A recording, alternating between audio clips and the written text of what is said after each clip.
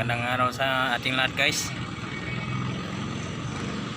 Tungkol lang na yung video na ito ay tungkol sa mga guys, mahal nating kababayan na may panata sa ating Jesus Nazareno. Ngayon ay nasa grandstand, Filipino grandstand.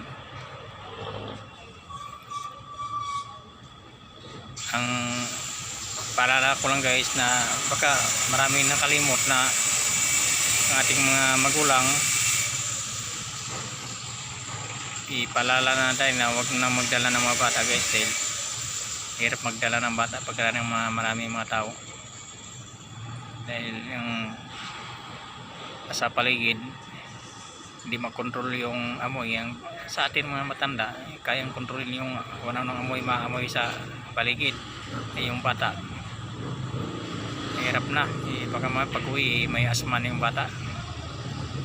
Sabihin natin na 10 years old na yan, matibay ang katawan, hindi mo natin sa walang bahala.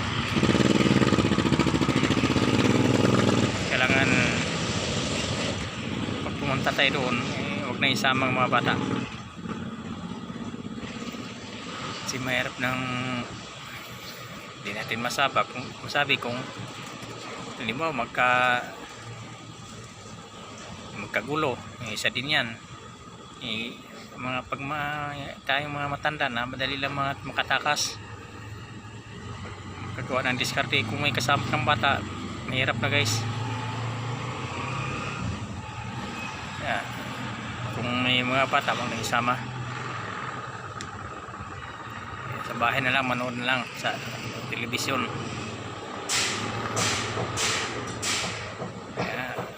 Sa bata hindi ma-control yung anong nasa paligid, kung lalo na kung may amoy ang paligid, yung mga katabi mo hindi mo masabi na may sakit pala. Yung bata mahina ang immune, madali mahawa. Tayong mga matanda matibay na, kaya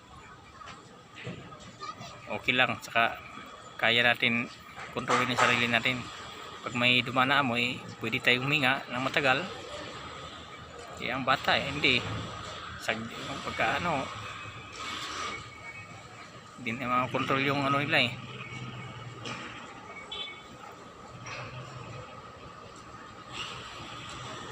Yun lang, guys, ingat lang tayo lahat palagi pagka tayo dumalaw sa mga ganyang mga public, malalo kung maraming mga tao, huwag tayo magdala.